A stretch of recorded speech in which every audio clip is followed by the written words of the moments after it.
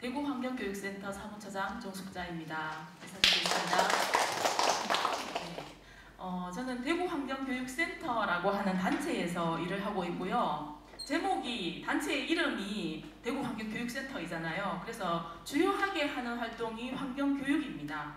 환경교육을 한다 하면 이렇게 밖에 나와서 시민들을 직접 만나서 이렇게 강좌를 운영하기도 하지만 이렇게 하기 위해서는 다양한 어떤 우리가 넓은 의미에서 시민들의 환경에 대한 인식을 높이는 활동, 다양한 그런 활동들을 다 포함해서 어떤 행사라든가 환경의 날이 법정 기념일로 되어 있잖아요. 6월 7일 날 대구에서는 환경의 날 기념식이 있었습니다. 북구의 창조 캠퍼스에서 있었어요. 그런 행사를 이제 운영한다든가 아니면 이런 프로그램을 하기 위해서는 프로그램을 개발하거나 또 평가를 하거나 적용하는, 오늘같이 이렇게 프로그램 운영하는 이런 것까지 다 포함하는, 또 환경교육이라는 게 사람들이 되게 필요하다라고 해서 운영되진 않아요. 이렇게 하려고 하면 많은 곳에서 환경교육이 기획되고 운영되도록 이런 장이 펼쳐져야 되는데, 그렇게 하기 위해서는 많은 시민들이 우리 정말 환경교육이 필요하다라고 하는 요구들도 해줘야 되고, 그런 것이 정책에 반영도 되고 예산도 편성되고 해야 되는 부분들이 있어서, 그런 건 이제 환경교육 정책이라고 할 수 있는데, 환경교육 정책에 대한 어떤 연구도 하고 요구도 하는 그런 이제 환경교육이라고 하는 그것을 중심으로 해서 환경교육이 잘 이루어질 수 있도록 하는 다양한 이제 활동들을 다 포함하는 그런 활동들을 하고 있습니다. 그래서 학생들하고 교육을 재밌게 하기 위해서는 교구를 만들기도 하고, 선생님들을 또 강의를 하는 선생님들을 양성하는 활동도 하고, 그런 활동을 하고 있는 단체입니다. 이 단체가 대구광역시 환경교육센터라고 하는 법적으로 얘기하면 좀 길어지는데 법적으로 헌법에도 보면 우리 국민은 쾌적한 환경에서 살 권리가 있다라고 하는 것이 명시가 되어 있어요. 근데 그 쾌적한 환경이라고 하는 게 생각들이 다 다르잖아요. 그래서 이제 정부도 그 환경을 잘 보존하는 것을 정부의 책임이고 국가의 책무로 지정이 되어 있고, 당연히 지자체도 그렇게 되어 있습니다. 근데 그렇게 하려고 하니까 시민들도 잘 따라줘야 되잖아요. 따라주기 위해서는 알아야지 따라줄 거잖아요.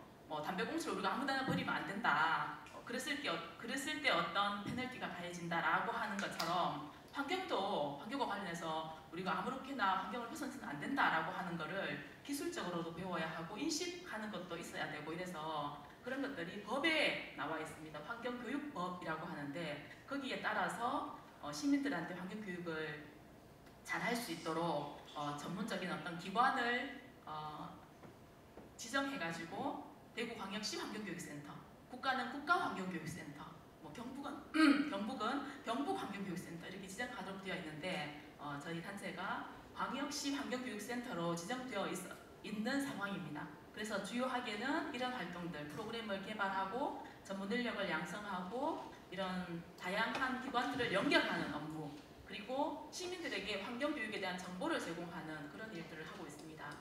많은 분들이 아직 잘 모르시겠지만 조금 관심을 가진다라고 하면 대구광역시 환경교육센터 검색하셔가지고 이런 부분들이 부족하니까 이건 좀 더 어떻게 해주세요 라고 하는 의견도 좋습니다. 그런 의견도 주시고, 또 저희가 하는 프로그램에도 참여도 해주시고 그러면 좋을 것 같습니다.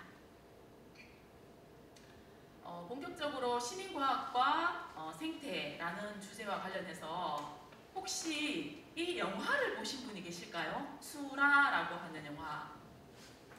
들어보시거나 직접 보지 않았어도 저런 영화가 있다라는 거를 아시는 분 계세요? 아무도 안 계시는가요? 네, 다큐멘터리 영화인데요. 수라라고 해서 새만금 아시죠?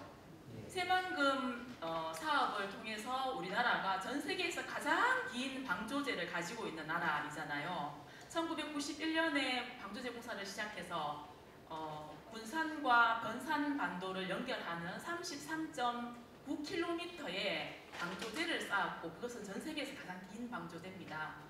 그것을 쌓았고, 그 안에 이제 쌓아가지고 거기를 이제 매립하게 되면 엄청나게 넓은 땅이 만들어질 거잖아요.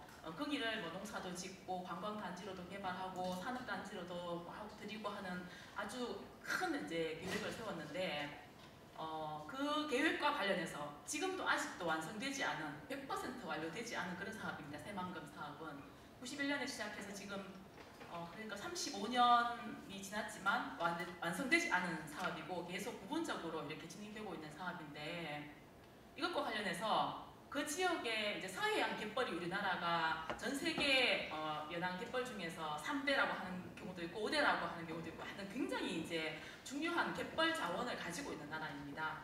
그래서 거기에는 많은 어민들이 거기에서 고기를 잡거나 아니면 갯벌에서 뭐 조개나 이런 것들을 채취해서 아이들을 대학을 보내고 이렇게 살아왔고 또 생태적인 측면에서는 갯벌이라고 하는 독특한 생태계에서 살아가는 그런 다양한 생물들을 굉장히 그 생물들의 가치가 굉장히 높다라고 하는 측면에서 환경단체, 그 다음에 일부 주민들 뭐 이런 사람들이 굉장히 반대를 했던 거죠. 이제 그 계획이 생기고 나서부터 굉장히 반대를 했는데 결국에는 새만금 공사가 이제 거의 이제 방조제는 이미 다 한 20년 가까이 걸려가지고 방조제가 완료되었고 공사가 계속되다 보니까 국가가 계획을 세워서 하겠다라고 하는 거를 결과적으로 이렇게 완전히 원천무효하는 것은 굉장히 사례가 적습니다. 그렇지만 환경단체와 그 지역에 사는 주민들이 이러한 새만금 공사에서 진행되는 과정을 아주 긴 시간 동안 진행되는 과정을 우리들의 눈으로 한번 기록을 해보자 라고 하면서 기록을 쭉 해나갑니다. 그래서 새만금 시민조사단이라고 하는 조사단을 꾸려가지고 계속 다양한 생물들, 갯벌의 새들, 그 다음에 바닥에 사는 어떤 생물들, 아니면은 어류나 이런 것들을 계속 기록하는 그런 활동들을 쭉 하게 되었고요. 그러한 과정을 이제 다큐멘터리로 만든 게 이 수라라고 하는 영화입니다. 수라는 새만금 아주 넓은 지역에 있는 일부의 갯벌 이름이에요. 그러니까 그 지역인데 수라갯벌이라고 해서 갯벌 이름이고 다를 보여드리지 못하기 때문에 제가 짧은 티저 영상이라고 하나요? 예고편 같은 거를 갖고 왔는데 한번 보겠습니다. 황윤이라고 하는 여성 감독이 서울에 살다가 서울에서 군산으로 오게 되었어요. 이사를 오게 되었어요. 그래서 이제 자기가 이걸 기록을 하게 된 겁니다.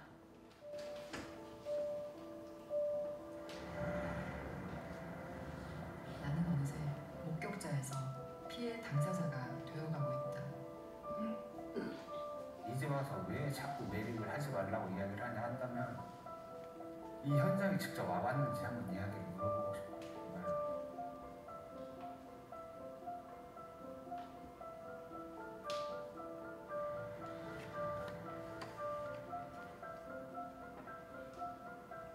기적 같은 거죠. 저는 너무 놀랐죠.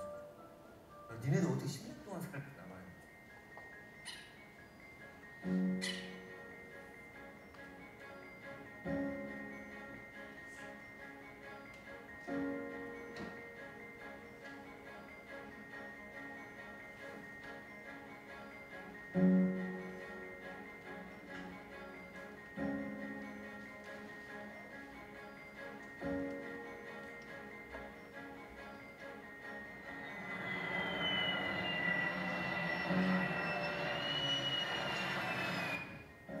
사람들은 그래. 다 죽었어. 네. 그것도 갯벌이라는 거죠. 갯벌이라는 이름을 놓지 않으면 언젠간 갯벌로 돌아갈 거니까. 갯벌이었기 때문에 갯벌이라고 불러줘야 된다. 그래야 살릴 수 있다는 거죠.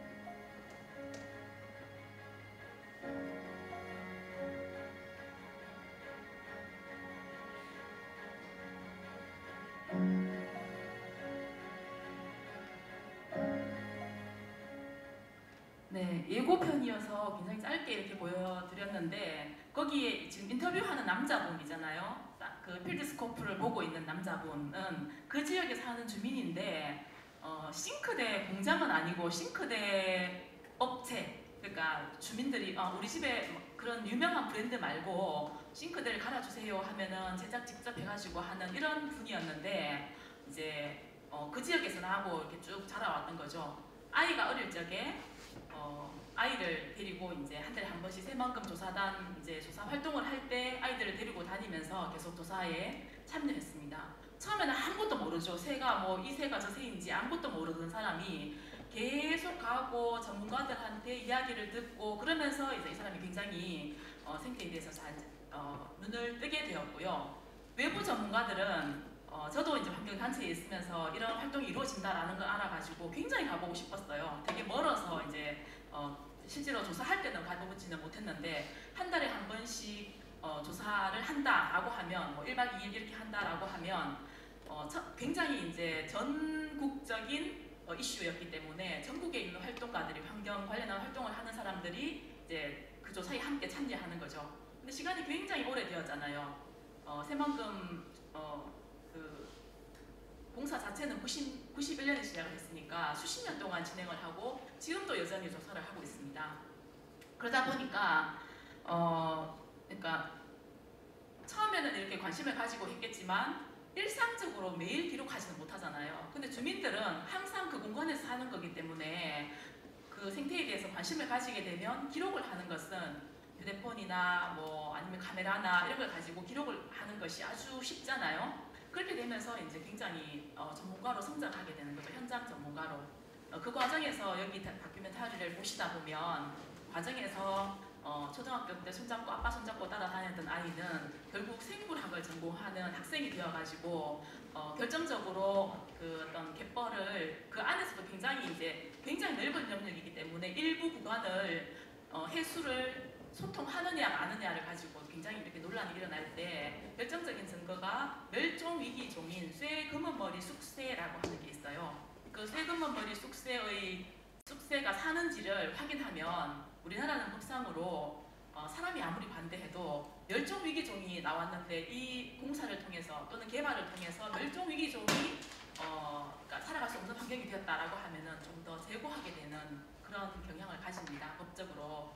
그래서 그 멸종위기종이 여기에 살고 있다라는 것은 굉장히 이제 주민들의 어떤 주장을 받아들일 수 있는 근거가 되는데 그 쇠금은머리 쑥새를 결국에는 그 승준이라는 그 오동필 단장님의 아들이 나중에 이거를 녹음을 하게 돼요. 소리를 녹음하게 됩니다. 그래서 제일 마지막의 장면이 쇠금은머리 쑥새의 노래소리로 쫙 퍼지면서 영상이 마무리되는데 굉장히 감동적이고 그거를 읽으면서 그 이제 장면을 보면서 굉장히 많은 사람들이 눈물을 흘리기도 했습니다. 그래서 제목이 러브송이에요. 그래서 그 사랑의 소리로 이렇게 표현을 했는데 그렇습니다. 그래서 언젠가 기회가 되면 뭐 그런 걸 보셨으면 좋겠다라는 생각이 드는데 제가 시민과학을 이야기하면서 그 영상을 이제 예고편을 왜 보여드렸냐 하면 그게 이제 시민과학의 특성을 가장 잘 보여주는 것이다라는 생각이 들어서 소개를 해드리는 거고요.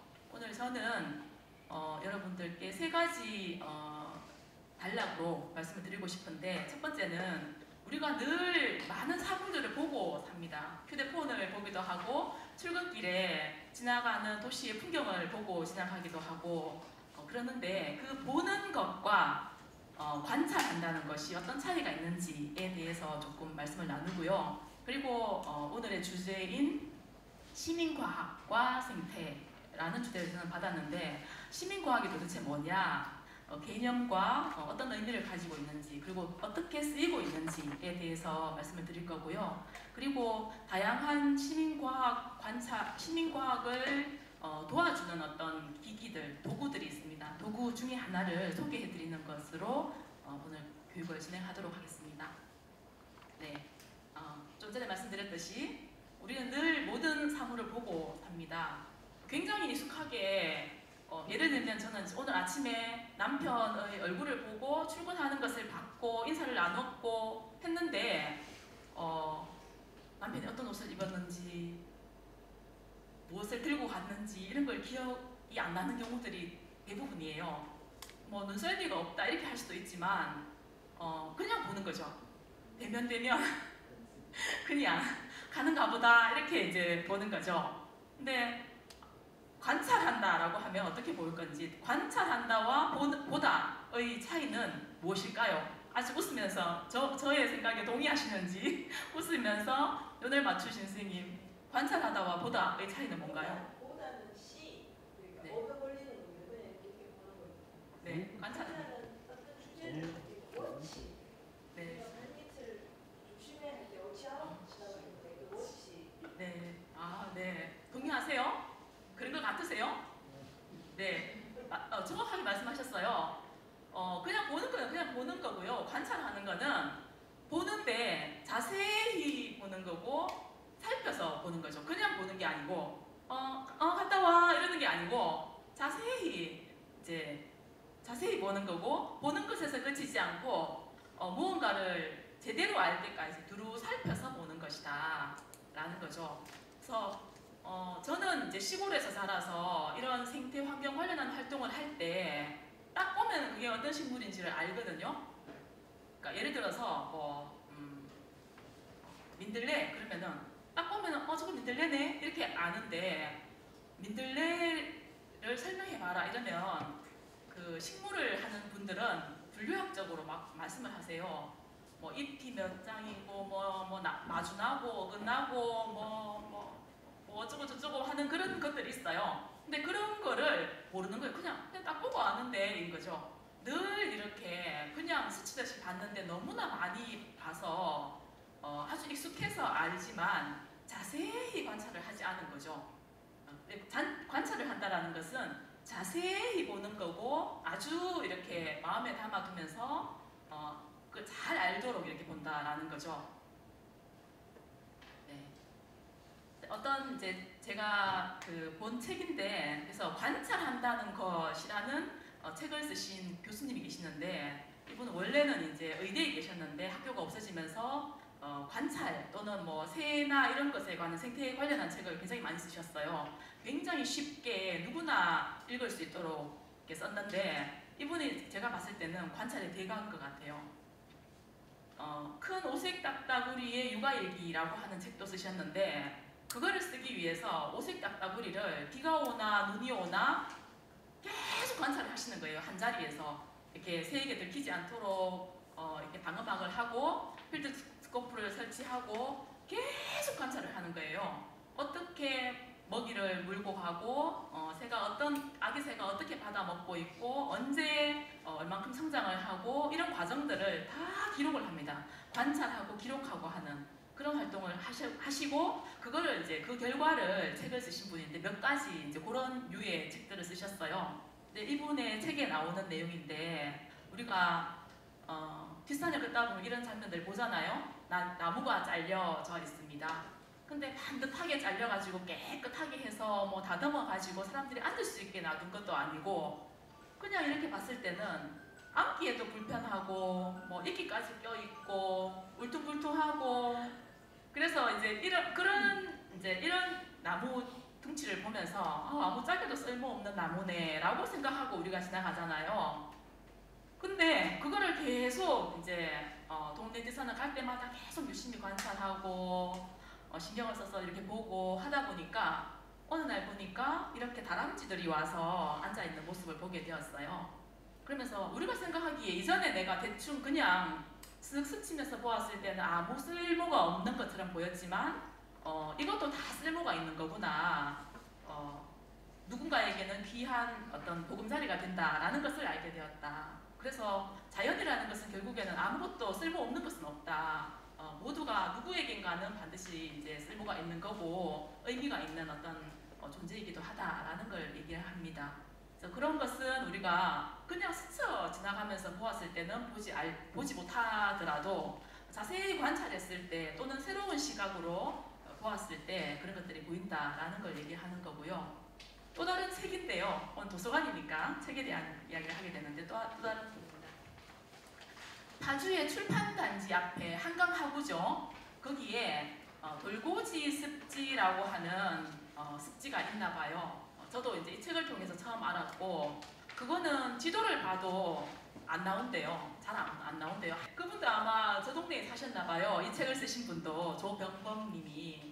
그래서 이제 이분이 하고자 하는 얘기는 우리가 어떤 시각으로 보느냐에 따라서 얼마만큼 보이느냐 하는 얘기를 하는 거예요. 그래서 한강 하구에 저렇게 이제 기수역에 바닷물의 영향을 받는 그런 곳에 돌고지 습지가 있는데 근데 지도를 보면 잘 나와 있지 않고 또 이 지도라고 하는 것은 사실은 우리한테 보여주는 것이 이제 지도가 제공하는 정보라는 것은 도로가 어떻게 나 있냐. 초록색은 뭐 산이거나 녹지고 파란색은 바다이고 또 뭐 노란색은 길이거나 뭐 이렇게 되겠죠, 그죠? 그런 정도의 정보를 제공한다라는 거죠. 근데 많은 사람들이 사실은 우리가 길을 찾을 때나 지도를 보지 평상시에 지도를 보는 눈으로 세상을 보지는 않죠.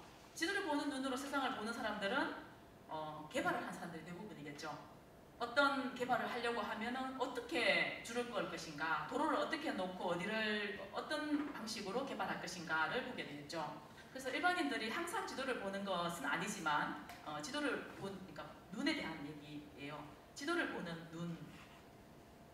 이게 이제 이 내용이 이제 지도를 보는 눈이라는 거고, 근데 우리처럼 이렇게 평범한 사람들은 사실은 길을 찾을 때나 지도를 보는 정도이고, 보통은 좀 감동을 할 때는 좋은 어떤 땡땡은 뭘까요? 여기에 들어갈 땡땡은 우리가 느닷없이 어디에 발길을 멈추고 입을 딱 벌릴 때가 있습니다. 너무 좋다 할 때. 네, 풍경, 경치, 네네, 맞습니다. 풍경을 보는 눈입니다. 우리는 이제 도시에 살면서 일상적으로는 회색의 콘크리트 건물들을 보고 그러다가 또 작은 녹지 이런 걸 보다가 어떤 아름다운 풍경을 봤을 때 아 좋다 하고 굉장히 마음의 평안을 확 얻는 경우들이 있잖아요. 이렇게 살아가고 있습니다. 그래서 도시에서 일상을 살아가는 우리들은 어쩌다가 풍경을 바라보며 감탄하는 삶, 대부분의 사람들이 이렇게 살아가고 있다. 그런데 일상에서 풍경을 보는 눈에 머물고 가끔은 지도를 바라보는 눈에 머물기도 하는 우리들이 어떨 때 새를 만났을 때 또는 어떤 작은 동물을 만났을 때 어디 조금 주로 저희가 활동을 하거나 하는 곳은 달성습지이거든요. 달성습지 또는 여러분들이 사시는 어떤 주변에 작은 어떤 습지나 하천이나 이런데 우연히 야생동물을 보았을 때 너무 이렇게 경이롭게 바라본 경험이 있으세요? 네, 그런 것처럼 이런 이제 새들이나 뭐 이런 것들을 이제 보게 되었을 때 우리는 이제 만약에 이걸 지도로 본다 하면 전혀 보이지 않지만 우리가 직접 보게 되니까 보이는 어떤 것은 생명인 거죠. 생명을 보는 눈. 그래서 이 책은 사실은 생명을 보는 눈에 대한 것인데요. 그래서 우리가 일상을 살아가는 공간에서도 사실 도시에서 새들을 많이 볼 수 있잖아요. 참새, 까치부터 시작해서 조금 관심 있는 분들은 박새라든가 아니면은 딱새라든가 이런 건 굉장히 흔히 주변에 볼 수 있는 새입니다. 또 아파트에서도 굉장히 시끄럽게 우는 새, 뭐죠? 직박구리 이런 거 굉장히 많이 볼 수 있는데요. 보신 적 없으세요? 아파트 오다 보면 직박구리. 네, 직박구리는 굉장히 흔한 새여서 특히 아파트에도 굉장히 많습니다. 찌익찌익 하면서 굉장히 시끄럽게 우는 새가 직박구리인데요. 그런 눈에도 좀 관심을 가졌으면 좋겠다. 그래야지 좀 더 따뜻하고 우리가 생명을 존중하는 그런 세상이 되지 않을까라고 하는 내용을 담은 책입니다. 네, 여러분들은 이제 오늘 이 강좌를 들으시는 게 다양한 다른 건축이라든가 아니면은 문학이라든가 이런 것들도 많이 이제 관심을 가지셨으니까 오시겠지만 혹시 생태나 아니면은 식물 동물에 관심을 가지고 계시나요? 어느 정도로 관심을 가지고 계시나요? 많이 가지고 있어요. 가지고 있는데 지나치면서 이름을 잘 모르고. 이름 정도? 네. 네. 혹시 그런 관련한 활동을 하시는 분은 안 계시나요? 생태 안내자라든가 아니면은 숲 선생님이라든가 이런 활동을 하시는 분들 그런 분들도 굉장히 많더라고요 요즘에는. 네. 그러면 이제 그런 분들한테 제가 강의를 하면 이런 앱을 써보셨냐 하면은 대부분 다 쓰고 계신다 하거든요. 혹시 이런 거 써보셨거나 들어보셨나요? 언제 뭐를 써보셨나요? 모야모 쓰세요? 렌즈 쓰세요? 아, 렌즈. 네. 네이버 렌즈 한 번도 안 쓰신 분 계세요? 네이버 들어가면 이렇게 렌즈 있습니다. 거기서 QR을 찍기도 하고 또 식물 이름을 알려주기도 하고 이런 이제 앱이 있는데 요새는 휴대폰이 없으면 거의 멘붕이잖아요. 뭘 놔도 다른 거 중요한 거 놔도 돈 안 갖고 와도 살 수 있는데 휴대폰 놔두고 오면 다시 반드시 돌아가야 되잖아요. 휴대폰 가지러. 이게 휴대폰이 굉장히 많은 정보를 주기도 하고 또 나의 소중한 정보가 또 휴대폰에 들어있기도 하잖아요. 그래서 휴대폰을 활용한 이런 자연 관찰 앱도 굉장히 이제 많이 만들어지고 있습니다.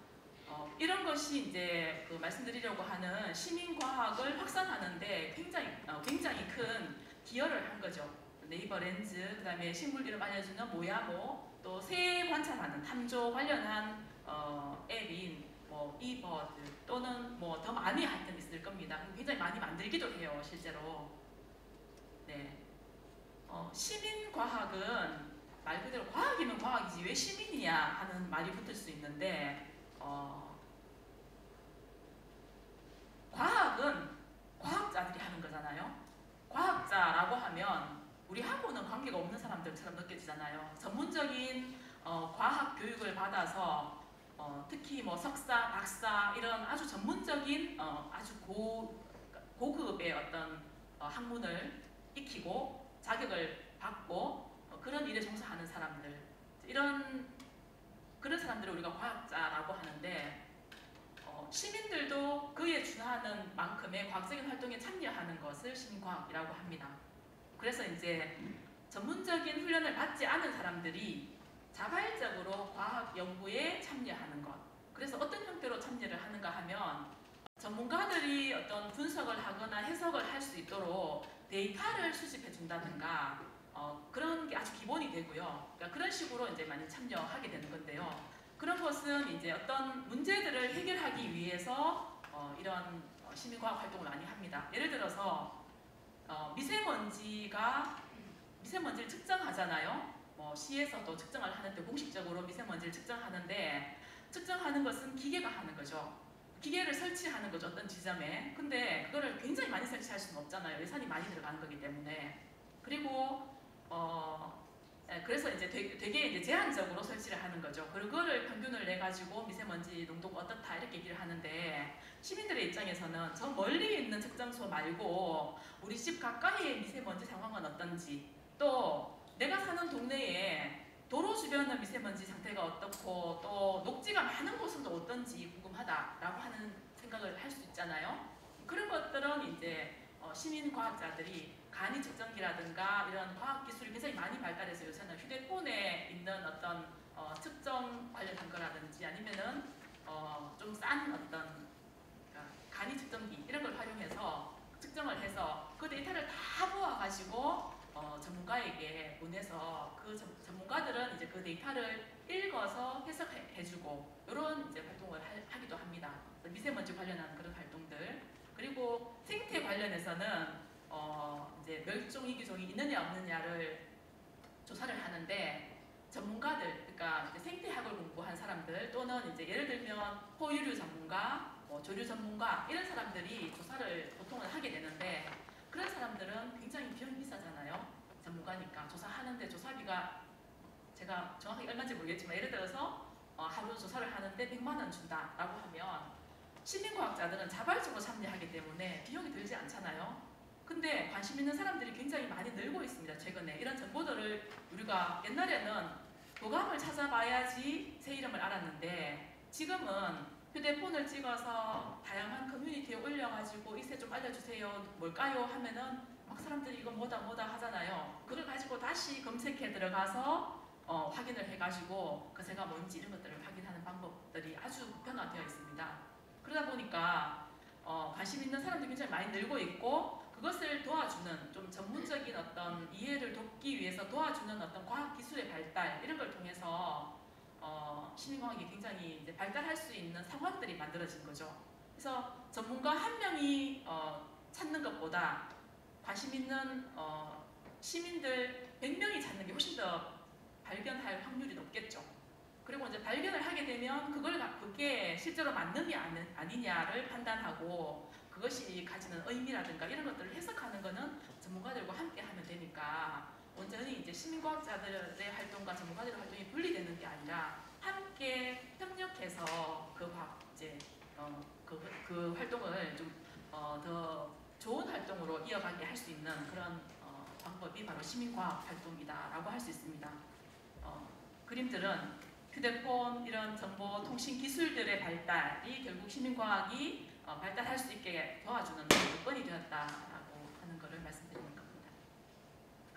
그래서 시민과학에 굉장히 많은 이제 사례들이 이제 나오는데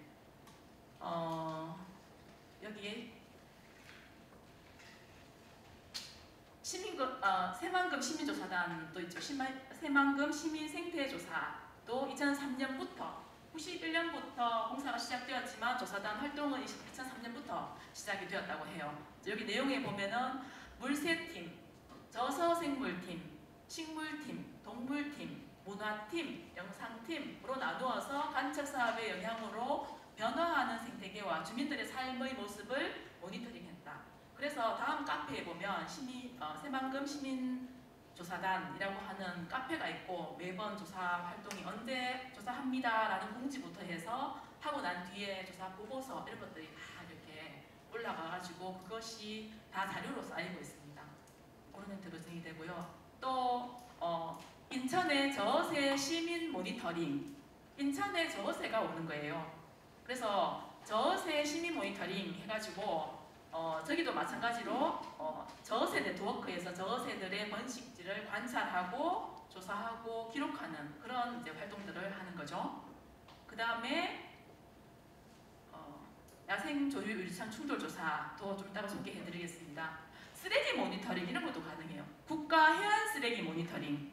국가가 요즘 막 쓰레기 엄청 많이 문제가 되잖아요. 그래서 쓰레기 조사하려고 하니까 국가에서 예산을 들여가지고 하려고 하니까 돈이 너무 많이 들 거잖아요. 해안마다 다 해야 되고 그거를 사람 인건비 이렇게 계산해갖고 하면 너무 많은 비용이 드는 거죠. 그러니까 되게 제한적일 수밖에 없는데 그거를 이제 어떤 플랫폼, 온라인 플랫폼을 통해서 많은 시민들이 자발적으로 그걸 하게 만들고 그 한다라는 사실을 알게 되면 자발적으로 참여하는 사람들이 이제 생기는 거죠. 그래서 참여해서 조사된 것들을 기록을 올리게 되면 그것을 취합해서 정부에서는 우리나라의 해안 쓰레기가 뭐 어느 정도로 발생하고 있고 어디에서 많이 발생하고 있고 종류는 어떤 것이고 이런 것들을 분석할 수 있겠죠. 그런 식으로 다양하게 쓰이고 있습니다. 교육적으로는 경남 제비생태탐구 프로젝트라고 해서 경남 교육청에서 그러니까 학교에서 제비 프로젝트를 합니다. 제비는 사람이 사는 곳에만 집을 짓잖아요. 그러니까 그 말은 결국에는 굉장히 가까이서 관찰할 수 있는, 일상적으로 관찰할 수 있는 새라는 거고, 봄에 왔다가 가을에 가잖아요. 그러니까 그런 특성이 이제 분명하기 때문에 그거를 이제 모니터링을 하는데 아이들한테 과제로 일종의 프로젝트를 진행을 하는 거죠. 우리 집에 제비집이 있는지, 그리고 올해 왔는지, 오면 온 날짜는 언제인지, 그리고 간 날짜는 언제이고 언제 새끼들이 어떻게 자라고 있는지를 학교의 수업처럼 이렇게 진행을 합니다. 그런 거를 쭉 진행을 매년 이제 하게 되는데 그러면 이걸 통해서 굉장히 다양한 것들을 알 수가 있는 거죠. 제비가 점점 오는 시기가 빨라지는지 늦어지는지 또는 빨리 가는지 늦게 가는지 또 얼마만큼 많이 왔다가 가는지 그러니까 줄었는지 늘었는지 이런 것들을 가지고 그걸 가지고 뭐 기후변화를 예측하기도 하고 다양한 해석을 할 수 있습니다. 아니면은 갑자기 뭐 줄었다든지 이랬을 때 주변에 어떤 큰 개발이 있는지 이런 것들을 파악할 수도 있는 거고 굉장히 다양한 해석을 할 수 있는 거죠. 이런 모든 것들을 다 시민과학이라는 도구를 통해서 진행을 하고 있습니다. 시민과학의 역사에서 빼놓을 수 없는 게 오듀본이라고 하는 단체인데요. 사람 이름이기도 하고 단체 이름이기도 합니다. 오듀본 협회라고 하는 단체인데 여기서는 해마다 크리스마스 시즌이 되면 새해 조사를 합니다. 매해 12월 14일부터 그 다음 해 1월 5일까지를 세조사하는 기간으로 두고 이거는 항상 겁니다. 그래서 23년에 벌써 124회니까 24년, 작년은 125회니까 1990년대부터 이 조사가 시작이 되었어요. 그래서 매년 같은 날에 똑같이 이렇게 조사를 하는데요. 점점 이제 사람들이 느는 거죠. 그래서 조사를 한 기록들을 이렇게 지도에 나타내고 있고 들어가서 보면은 여기를 찍게 되면 이제 마우스를 클릭하면 여기에 어떤 새라고 하는 조사한 결과들이 다 나오게 됩니다. 마찬가지로 이것도 이걸 통해서 멸종위기종이 뭐 어디로 이동했는지 또는 많이 개체가 늘었는지 줄었는지 이런 것들을 확인하게 되는데요. 그러니까 이때 이제 크리스마스 조사는 크리스마스는 되게 그 서양에서는 큰 명절이잖아요. 그때 굉장히 의미 있는 활동에 참여하는 거죠. 가족들이 모두. 휴가를 갔는데 휴가 간 곳에서 예를 들어서 크리스마스 때 가족이 모두 제주도를 갔어요. 그럼 제주도에서 본 내가 이제 휴가 중에 만난 새를 기록해서 이 사이트에다 올리는 거죠. 또는 이때는 조용히 집에서 보내게 되는데 우리 집 앞에 있는 새를 관찰해서 올리게 되는 거죠. 그런 식으로 이제 조사를 하게 되고 이 기록이 125년 동안 쌓였다라는 거죠. 그럼 그것이 가지는 의미는 굉장히 크다는 거죠. 이것은 전문가 한 명이 이만큼 연구를 할 수도 없는 거고 전문가 집단이 하기도 어렵습니다. 이거야말로 모든 여기에 참여하는 시민들의 힘으로 가능하다는 것이고 그렇게 모여진 데이터는 다양한 그러니까 목적을 가지고 다양한 이제 연구의 그 기초 자료로 제시되는 거죠. 예를 들면 아까 말씀드렸던 대로 옛날에 저도 이제 그 보고서를 다운받아가지고 한번 보기도 했는데 뭐 옛날에 어디에서 보이던 새가 점점 더 위로 올라오고 있다라든가 이런 기록들은 온난화를 통해서 아랫지방에 그러니까 따뜻한 지방에 사는 새들이 점점 더 위쪽으로 올라가고 있다 이런 것들을 가지고 온난화 관련한 이제 그 증거로 제시하기도 하고요.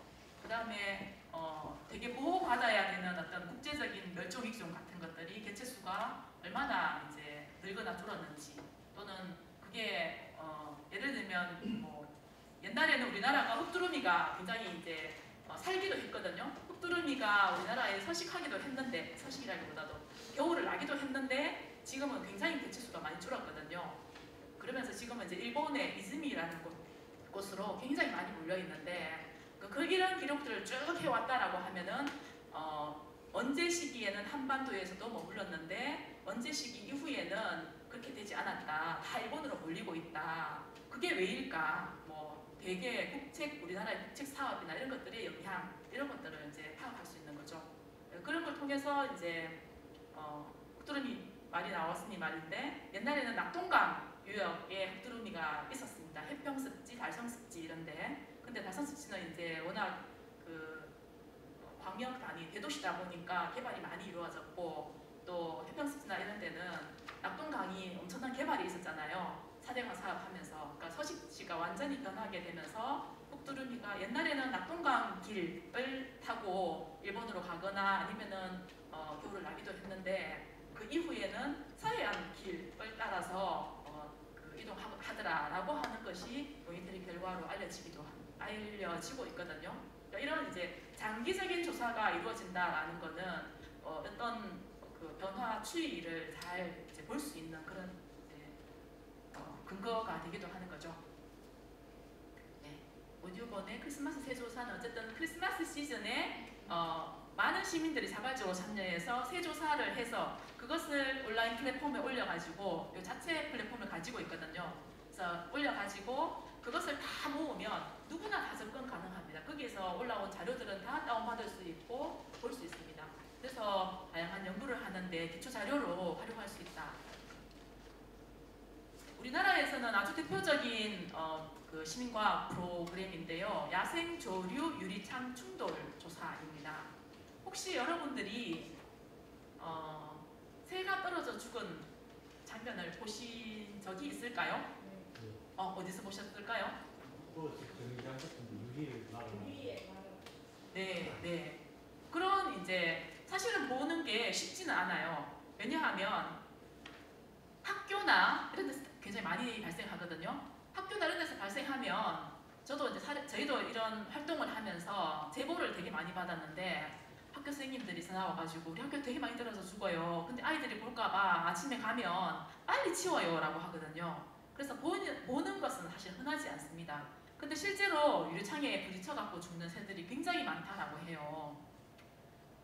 이 프로젝트는 처음에 어떻게 시작을 했나 하면 국립생태원에 계시는 아까 그 영화 보여드렸던 감독님, 여성 감독님인데 그분 남편이 동물 그 수의사예요. 그래서 생태원에서 동물복지팀인가 뭐 하여튼 거기에서 일하시는 분인데 그분이 엄청 많이 죽는데 이걸 좀 공론화해가지고 이거와 관련한 저감 장치, 외국에는 유리창 충돌을 막을 수 있는 어떤 장치들이 굉장히 많이 활용되고 있다라는 걸 이미 아신 거예요. 근데 우리나라에서 이거를 새로 하려고 하니까 우리나라가 유리창 건물 진짜 많잖아요. 카페 막 통유리로 돼 있으면 엄청 그 카페에 사람들이 몰리잖아요. 거기다가 그 통유리는 결국에는 바깥에 좋은 풍경을 보기 위한 유리이기 때문에 결국 그 좋은 풍경이라는 거는 새들이 이동하는 경로라는 거거든요. 그런 가능성이 많다라는 거잖아요. 그래서 이걸 좀 공론화하고 싶은데 이미 너무 많은 유리창이 이제 만들어져 있고 특히나 우리는 새로 신도시를 낼 때는 도로의 소음을 방지하기 위해서 투명 방음벽을 설치합니다. 유리로 된 방음벽을 설치하잖아요. 그게 꼭 투명해야 되냐라는 논란을 뒤로 하고라도 어쨌든 굉장히 많이 투명 방음벽을 설치하고 있는 상황인데 여기에 새들이 부딪혀서 죽는 사례들이 되게 많다. 이걸 문제 삼으려고 하면은 일단 얼마나 많이 죽고 있는지를 현황 조사를 해야 되겠다. 근데 자기가 이제 생태원에서 근무하고 있는 사람이니까 자기가 하기 굉장히 한계가 있고 자기가 쓸 수 있는 예산도 굉장히 한계가 있으니까 자기가 조사를 직접 할 수는 없는 거죠. 그래서 이분이 이제 이와 관련한 저도 가서 교육을 받았는데 생태원에서 하는 다양한 교육들 중에서 이 문제를 교육 프로그램을 만들어 가지고 이제 이거를 이제 교육을 굉장히 많이 합니다. 그리고 많은 단체들이나 새를 좋아하는 사람들, 아마추어 이제 뭐 탐조하는 사람들 이런 사람들한테 계속 이제 이 조사를 같이 하자라고 하면서 온라인 플랫폼으로 네이처링이라고 하는 나중에 소개해드릴 건데 네이처링이라고 하는 온라인 플랫폼을 하고 같이 연계해가지고 요 과제를 하나 만듭니다. 미션이라고 하는데 거기 안에서는 야생 조류 유리창 충돌 조사라고 하는 미션을 만들어가지고 새 좋아하는 사람들한테 계속 이제 이걸 알리는 거예요. 그래서 새가 유리창 건물에 부딪혀서 죽은 사례가 있으면 무조건 핸드폰으로 찍어가지고 치우는 게 중요한 게 아니고 그것을 객관적인 사실을 우리가 올려놔놓고 데이터를 모으는 게 중요하다라고 하면서 그거를 하게 됩니다. 그래서 조사를 쭉 하게 되었고 그렇게 보니까 연간 우리나라에서 이제 추정해 보건데 이렇게 표는 이렇게 나와 있는데 연간 800만 마리 정도가 유리창 건물에 부딪혀서 죽을 것이다 라고 하는 추정을 했습니다. 왜냐하면 아무리 시민과학자들이 참여해서 조사를 해도 800만 마리를 찾기는 어렵거든요. 그리고 언제 그것이 800마리의 죽음이 있었다라고 하더라도 매년 800마리 죽는다라고 할 수는 없거든요. 그래서 이제 계산을 하는 거죠. 지금까지 조사된 것을 가지고 뭐 환산을 어떻게 해보면 연간 800만 마리 정도 죽는 것으로 추정된다라고 하는 거를 이렇게 제시를 했고요. 그래서 이런 조사 관련한 미션을 만드는 거죠. 야생 조류 유리창 충돌 조사라고 그분이 만들었고 그래서 이제 이거를 요거는 중앙의 데이터예요. 전국에서 일어나는 모든 이제 데이터가 이쪽으로 다 모이도록 하고 그리고 저희처럼 이제 교육을 들은 사람들이 지역마다 또 이렇게 다 만드는 거예요. 저희도 만들었는데 네, 여기 야생조류 유리창 충돌 조사 대구 자 제가 만들었어요. 근데 이제 이렇게 만들어 놓으면 되는 게 아니니까 저희도 프로그램을 한 거죠. 이 플랫폼을 딱 만들어 놔놓고 어디에서 예산을 받아 공모 사업을 했습니다. 대구 전국적으로 이런 일들이 일어나고 있다. 대구 지역에서는 많은 사람들이 참여해서 조사를 하지 않고 있다. 그래서 우리 지역에서 해보고 싶다라고 하면서 예산을 약간 몇백만 원을 받았고 그래서 대구에 있는 시민들한테 저희가 교육을 했습니다.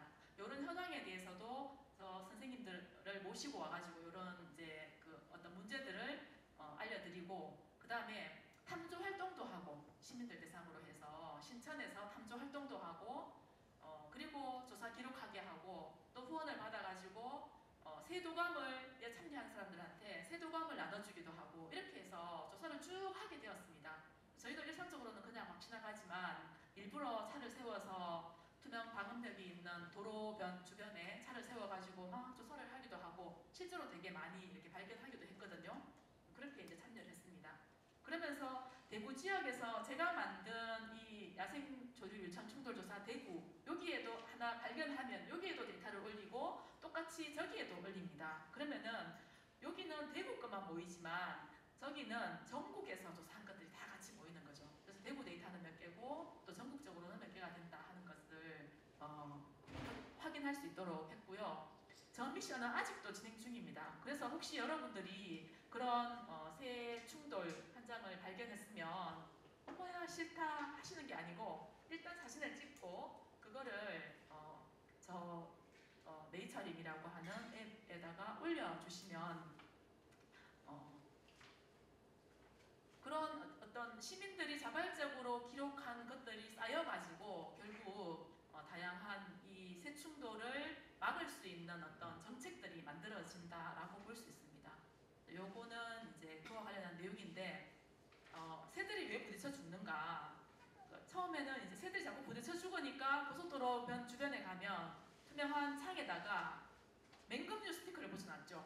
독수리 모양 같은 까만 스티커 같은 걸 붙여놨는데 그것은 해보니까 아무런 효과가 없는 거예요. 아무런 효과가 없습니다.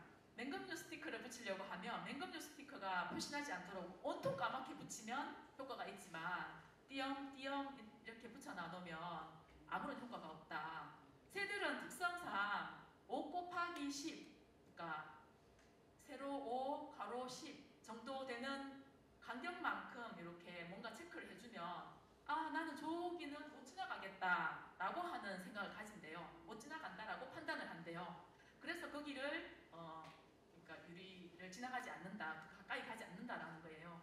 그래서 이렇게 충돌 저감 대책은 이런 5 곱하기 10 또는 더 잘게 스티커를 붙이는 것만으로 효과가 있습니다. 새들이 보는 시야와 인간이 보는 시야가 다르거든요. 우리는 적외선까지만 보는데 새는 자외선까지를 본다고 해요. 그래서 사람들은 별로 눈에 거슬리지 않는데 새는 그게 명확하게 이렇게 보인다고 해요. 그래서 막 맹금류 스티커 이런 게 효과가 있는 게 아니고 작은 점만으로도 효과가 있다라고 하는 건데요. 이런 이제 충돌 조사들이 쭉 있어 왔습니다. 그래서 이런 이제 시민 과학자들의 활동을 통해서 정부에서 새 충돌을 저감할 수 있는 가이드라인이 만들어졌고 정부에서 시범사업으로 공공기관들 예를 들어서 낙동강 생물자원관 또는 뭐 달성습지 이런 그 야외에 있는 공공기관들 중에서 유리창 건물로 되어 있는데 저감 장치가 안 되어 있는 곳, 그러니까 스티커가 안 찍혀 있는 곳은 정부에서 돈을 줄 테니까 이거를 내가 신청을 하면은 이 시범 사업을 할 수 있도록 예산을 지원합니다. 되게 단순하잖아요. 스티커 찍는 거니까 돈이 별로 안 들 것 같죠? 되게 많이 들까요? 안 들 것 같죠? 근데 엄청 많이 듭니다. 왜 많이 드냐 하면 스티커 값 뭐 예를 들어서 1,000원, 인건비 12만원 이런 거예요. 그리고 고가 사다리를 타고 바깥에서 붙여야 되거든요. 그래서 이제 이 중요한 것은 설치하기 전에 유리에다가 먼저 스티커를 붙여놔 놓고 그거를 설치하면 돈이 별로 안 드는데 다 하고 난 뒤에 설치하려고 하면 그 이후에 부수적인 비용이 되게 많이 들어서 비용이 비싼 거거든요.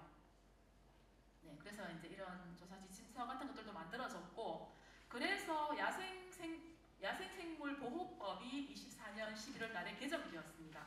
이런 내용들을 담은 것. 야생동물이 투명 유리창, 방음벽 등 인공구조물의 충돌, 추락, 폐사하지 않도록 피해 저감 조치를 해야 된다라고 하는 것이 들어갔습니다.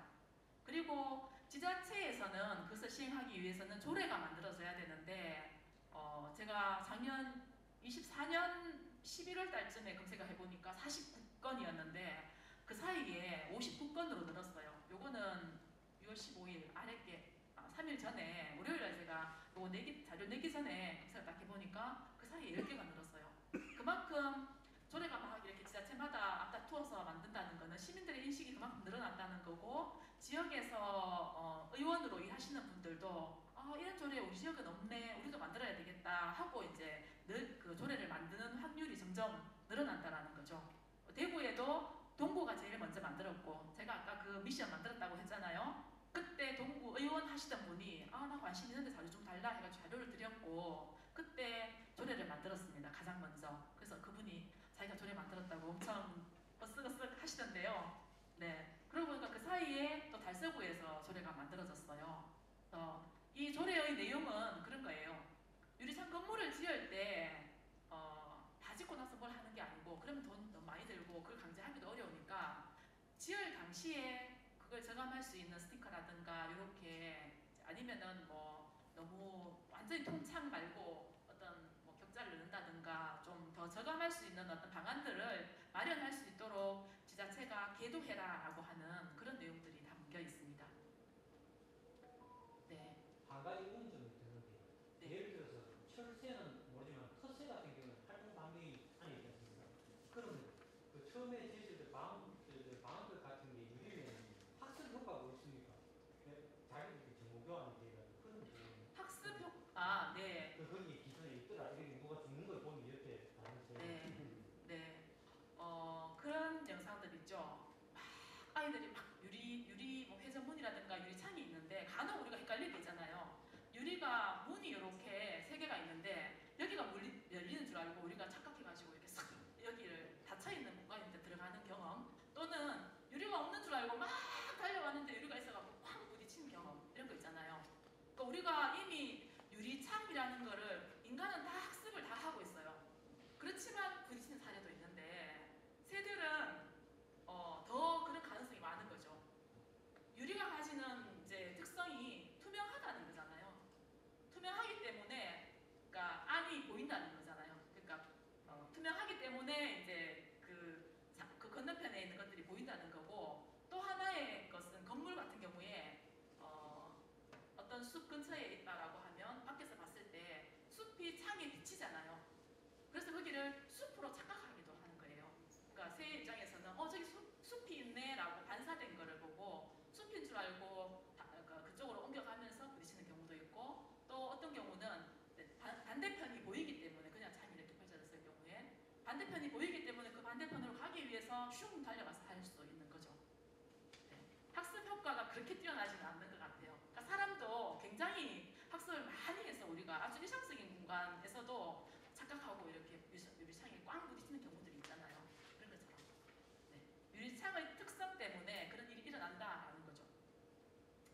네. 그래서 도시 생태 현황 지도라고 하는 것은 이게 도시마다 만들어지게 되거든요. 이건 이제 도시 개발을 할 때 녹지의 어떤 도시 생태의 말 그대로 현황을 지자체가 지도로 만들도록 되어 있는데, 이것은 굉장히 많은 돈을 들여가지고 전문가 집단이 만듭니다. 대구시가 용역을 줘가지고 전문 집단에서, 예를 들면 뭐 연구원이라든가 이런 데서 만들게 되는데요. 그러려면은 이것도 이제 생태 조사가 되어야 되잖아요. 지도에 담기 위해서는. 근데 비용이 굉장히 많이 들어가는 거죠. 그래서 다른 지역도 시민들이 조사한 어떤 기록들을 들여가지고 그것을 좀 보완해서 전문가의 조사와 시민들이 조사한 조사의 결과들을 같이 이렇게 크로스 체크해서 반영하기도 합니다. 대구에서도 저희가 달성습지 관련해서 매년 생물 다양성 탐사를 하고 있는데, 이 기록은 대구시 생태 현황 지도를 작성하는 기관에서 요청해서 좀 공유해 줄 수 있냐 해서 얼마든지 가능합니다 하면서 드렸습니다. 얼마큼 반영됐는지는 잘 모르겠는데요. 어쨌든 그렇게 이제 서로 상호 보완하는 그런 활동을 하기도 합니다. 네. 그래서 시민과학 활동에 참여한 사람들은 이것들을 어떻게 느끼고 얼마만큼 이제 여기에 자발적으로 참여한 것에 대한 어떤 긍정성 또는 어떤 부족함, 이런 것들을 느끼는지를 저희가 달성습지 생물 다양성 조사라고 해서 몇 년 동안 하다 보니까 그 거기에 참여한 사람들의 설문을 받았는데 그 사람들이 쓴 설문의 내용인데 그 중에 몇 개를 가져왔습니다. 주변에 사는 새에게 관심을 가지게 되었다. 새뿐만 아니고 식물도 마찬가지겠죠. 주변에 사는 어떤 식물들 또는 생물에게 관심을 가지게 되었다. 또 이런 활동들은 주로 어떻게 하는가 하면 전문가들과 시민들이 같이 이제 그룹을 만들어 가지고 함께 조사를 하러 갑니다. 그러면 시민들은 찾았어요. 예를 들어서 민들레 사진을 딱 찍었는데 제가 선생님 이건 뭐예요? 하면 이거는 민들레인데요 하면서 이제 막 설명을 하시겠죠. 그래서 현장에서 전문가들한테 바로 교육을 받을 수 있어서 전문가들하고 함께 뭔가를 하는 것이 굉장히 좋았다라고 하는 평이 많습니다. 전문가들과 소통하면서 관찰하고 여기는 저 사람은 아마 새 분류군에서 활동하는 사람인 것 같아요. 새에 대해서 알게 되어서 좋았다. 전문가님의 상세한 설명과 열정, 그리고 이런 활동 자체가 이제 기본적으로는 흐름이 어떻게 되는가 하면 오늘 하루 종일 우리가 생물 다양성 탐사를 합니다 라고 했을 때 여기에 뭐 용학도서관 주변에 공원에서 한다 라고 하면 참가할 시민들이 이렇게 있고 무엇을 조사할 것인가를 정합니다. 이제 기획을 할 때 이런 데는 이제 뭐 예를 들어서 물고기 조사는 할 수 없잖아요. 그러니까 우리 이런 거는 빼고 이제 식물 중심으로 하겠다. 또는 식물과 새를 하겠다. 또는 식물과 새와 곤충을 하겠다. 뭐 이렇게 어쨌든 이제 방법을 정합니다. 그래서 그런 전문가들을 모셔요. 새 전문가, 곤충 조사 전문가, 식물 전문가 이런 분들을 모시고 그리고 온라인 플랫폼을 기본적으로 가지고 합니다. 그래서 온라인 플랫폼을 가지고 이제 오늘 우리가 조사 활동을 어떻게 할 것인지에 대한 오리엔테이션을 쭉 하고요. 그 다음에 분류군별로 이제 시민들은 나는 오늘 곤충, 나는 식물, 나는 새 이렇게 한다면 그 이제 분류군에 따라서 전문가와 시민들이 함께 다니면서 하루 종일 조사를 하고 기록하고 그 결과를 플랫폼에 다 올려놓으면 지도로 아까 제가 보여드렸던 지도처럼 막 점유로 표시가 되거든요. 그거를 다 함께 다시 모여가지고 분류군별로 다시 이야기를 합니다. 오늘 새는 어느 구역을 조사를 했고 오늘 발견된 종은 직박구리 몇 개체, 그 다음에 뭐 참새 몇 개, 몇 개 이렇게 나왔습니다. 그 중에 우리가 예상치 못했던 이런 종이 나오기도 했어요. 이런 이제 얘기들을 합니다. 그런 에피소드들을 나누기도 하는데요. 그런 과정을 함께 하다 보니까 새 조사에 참여하지 않은 사람도 나는 식물 조사를 했지만 새는 이런 조사들이 되었구나. 또는 식물 조사한 사람들은 곤충은 또 이런 게 나왔구나. 이렇게 좀 알 수 있는 거예요. 그래서 두 번 전문가님의 상세한 설명과 열정 공유회가 그겁니다. 공유회를 통해서 다른 분류군 조사의 상황을 알게 되어서 좋았다라고 하는 것, 또 전문가 이런 것들도 있죠. 그리고 그러면서 우리 동네 공원에 대해서 새로운 눈을 보게 되었다. 생명을 보는 눈이 생겼다 이런 거죠. 옛날에는 공원은 그냥 운동하는 공간이고 그냥 뭐 경치가 아름답고 산책하는 공간이고 이랬는데 우리 동네 공원에 이런 다양한 생물들이 살고 있구나 하는 걸 알게 되었다라는 거죠. 아까 처음 얘기했던 이제 그런 새로운 어떤 보는 눈이 생겼다라는 거고요. 그래서 이제 뭐 밤 조사도 했으면 좋겠다 막 이런 것들도 저기 뒤에 이렇게 나와 있습니다. 자연 관찰 도구 네이처링 이제 간단하게 혹시 네이처링 써보신 분 계세요? 여러분들은 다 이제 생태에 관심이 있지만 아주 철학적이고 아주 그 인문학적이고 예술적이고 이런 분이고 우리 동네 자연에 대해서 직접적으로 기록하고 뭐 이러시지는 않는 것으로 이렇게 그룹별로 가다 보면 네이처링 모르는 분들이 거의 없는 그룹들이 있어요. 없는 이걸 모르는 분들이 없는 그룹이 있고 그리고 또 되게 많이 활용하고 계시고 어떤 분들은 아예 내가 미션 만들어 계속 우리 동네 뭐를 기록하고 있어요. 이런 분들 되게 많이 계세요.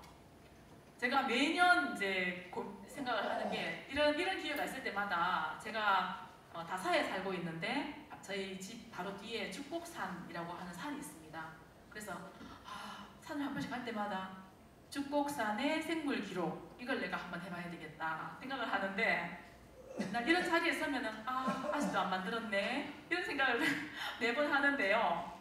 정말 왜 완전히 일로만 하니까 달성 습지 생물 탐사 이런 걸 매년 이제 하다 보니까 그런 미션을 만들어서 하긴 하지만 정말 의미 있는 저는 이제 그 일들이 그런 거라고 생각하거든요.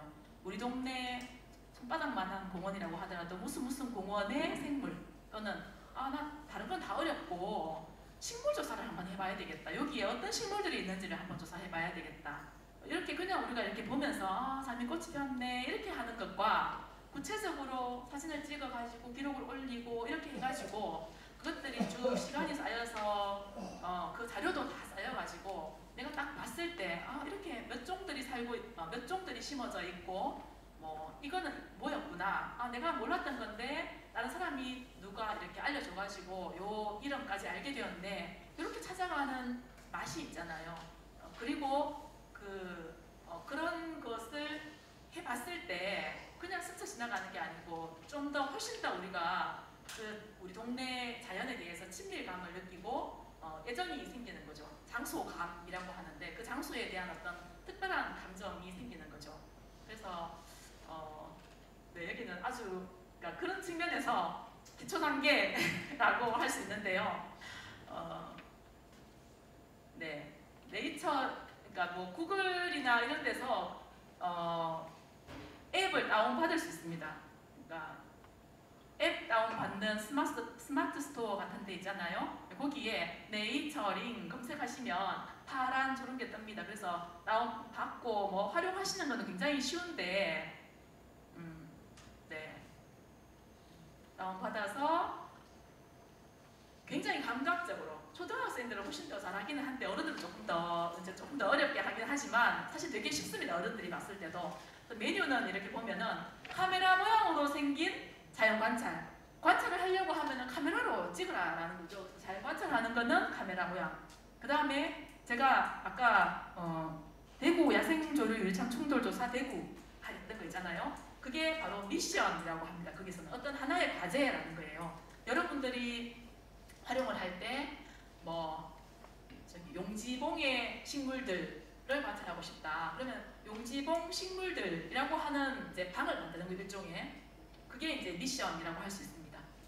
그것밖에 쓸 일이 없어요. 그 두 개만 쓰는데 처음에 이제 그 미션을 만들려고 하면 미션을 눌러가지고 이런 관찰도 하려고 하면 더하기 하면은 새로운 거거든요. 관찰하기 위해서는 사진 모양의 더하기. 미션도 만들려고 하면은 미션 누르면 더하기. 이런 거를 이제 이렇게 눌러가지고 만드실 수 있습니다. 어떻게 활용하는지를 예를 좀 보여드릴게요.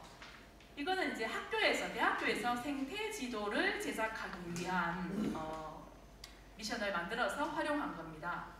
그래서 6명이 아마 동아리 학생들이 만든 것 같아요. 6명이 참여해서 198개의 기록을 올렸어요. 이렇게 통계도 다 보이거든요. 그리고 사진을 찍어 올리면은 어디에서 발견되었는지가 이렇게 나옵니다. 요거는 새고, 뭐 요거는 물고기인 것 같은데 뭐 이런 형태로 이렇게 나오고요. 요걸 클릭하면은 이런 식으로 먼지 이렇게 생물들이 나옵니다. 내가 찍어서 올린 사진이 나옵니다. 그래서 이렇게 활용한다 하면 학교에서는 굉장히 많이 활용하는데요. 아이들하고 학교에서 학교 인근에 있는 하천을 조사해가지고 이렇게 이제 기록을 쫙 했다 이러면은 우리 학교 옆에 있는 땡땡 하천의 생태지도가 되는 거죠. 그래서 이거를 실제로 지도를 만들기도 하고요. 아이들이 이제 이 사진을 뭐 출력해가지고 붙이거나 이렇게 해서 지도로 이렇게 만들 수도 있고 아니면은 인쇄 같은 거를 하기도 합니다. 뭐 혼자서 주변 생물을 기록할 수도 있습니다. 여기 이제 소개에 보니까 환경단체의 활동가인데 이분이 혼자서 주남저수지 근처인 것 같아요. 주남저수지는 굉장히 중요한 습지잖아요. 그래서 습지를 주제로 한 환경교육을 하는데 그러려면 기본적인 데이터가 환경교육은 그냥 말로 하는 게 아니니까 그 지역에 대한 이제 환경생태교육은 그 지역에 어떤 생물들이 살고 있는지에 대한 파악이 1번이거든요. 그래서 그 파악을 하기 위해서 조사를 하는 거죠.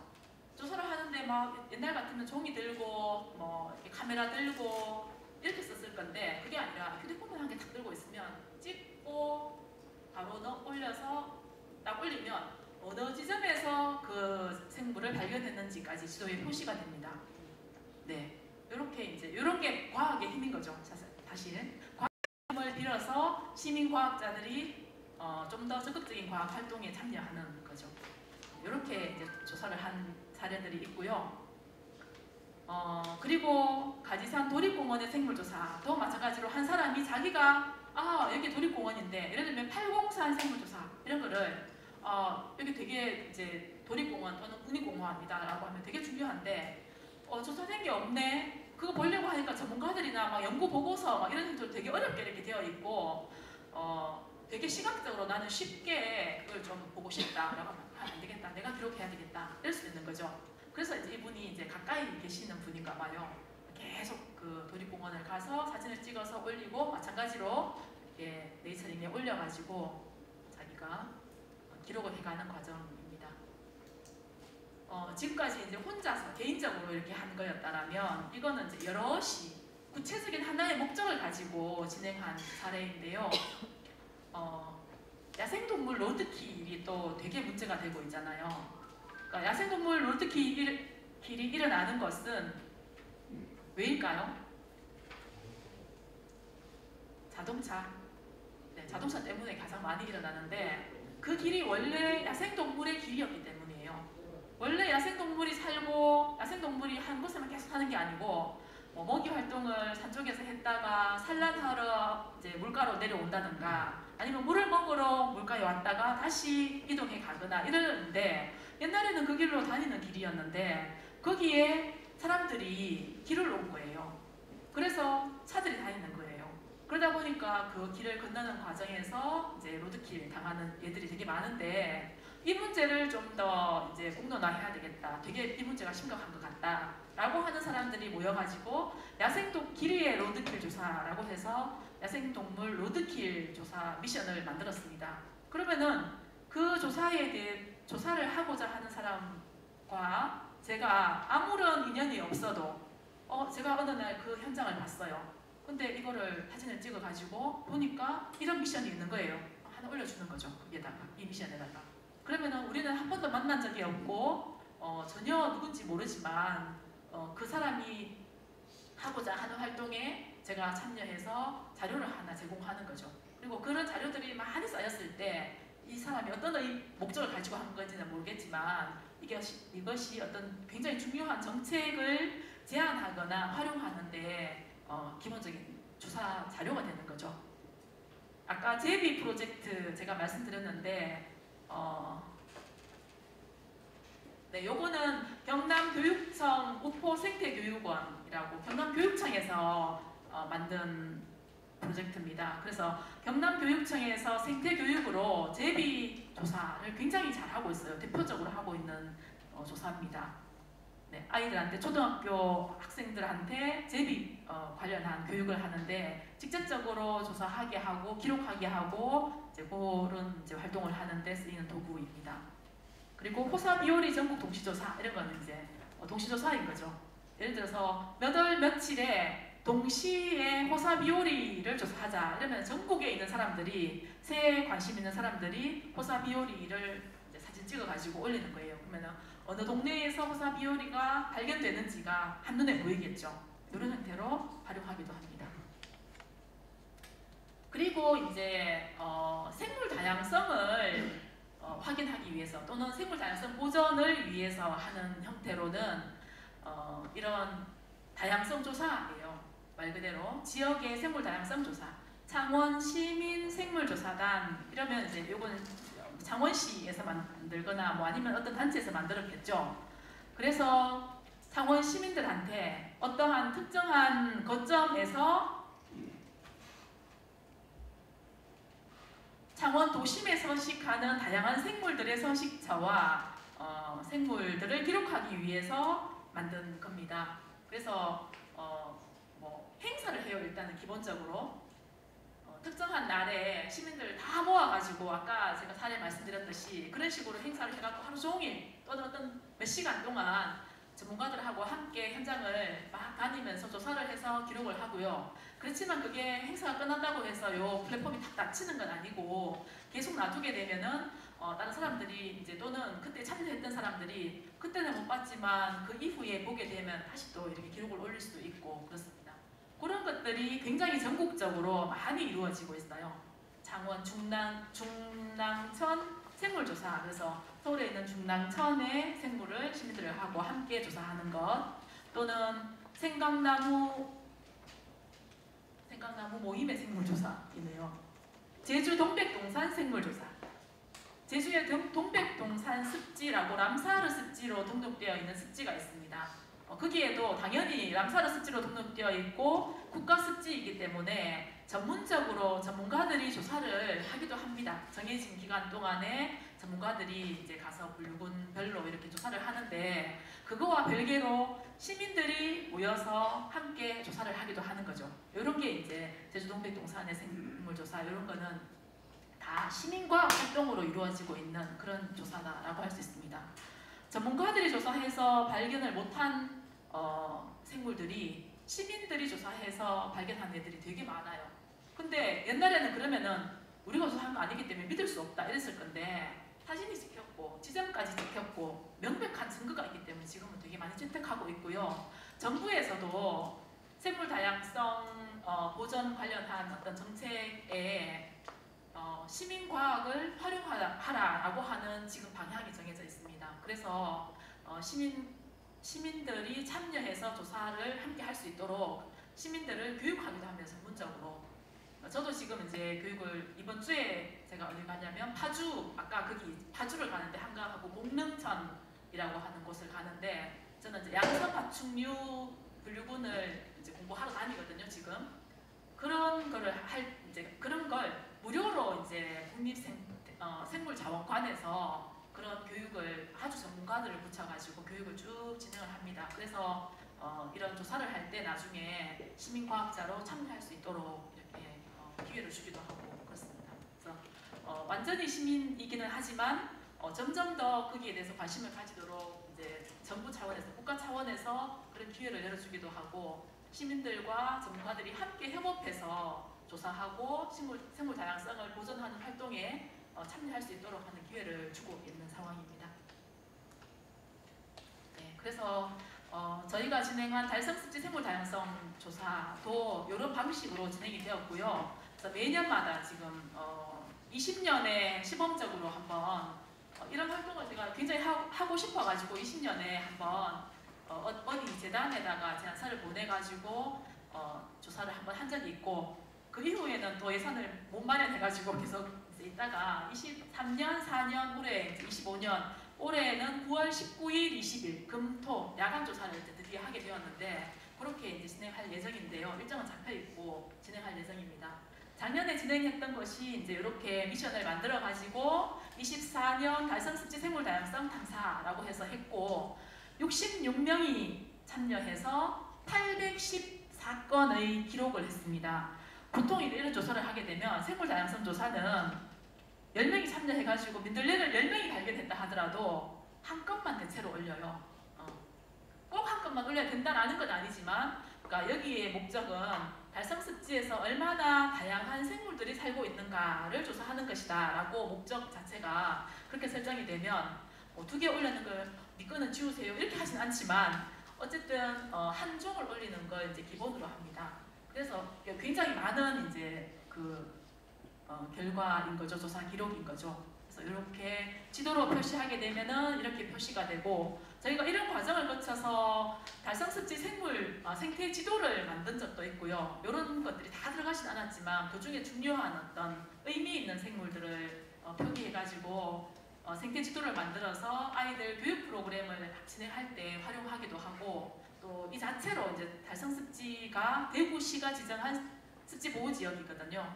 그래서 습지 보호 지역의 생물 다양성이 어떻다라고 하는 것, 그리고 어떻게 변화해 가고 있는지, 예를 들면 뭐 생태계 교란종이 얼마나 많이 늘고 있는지, 또는 멸종위기종이 있는지 없는지, 뭐 이런 중요한 것들을 이런 조사의 결과를 통해서 확인할 수 있습니다.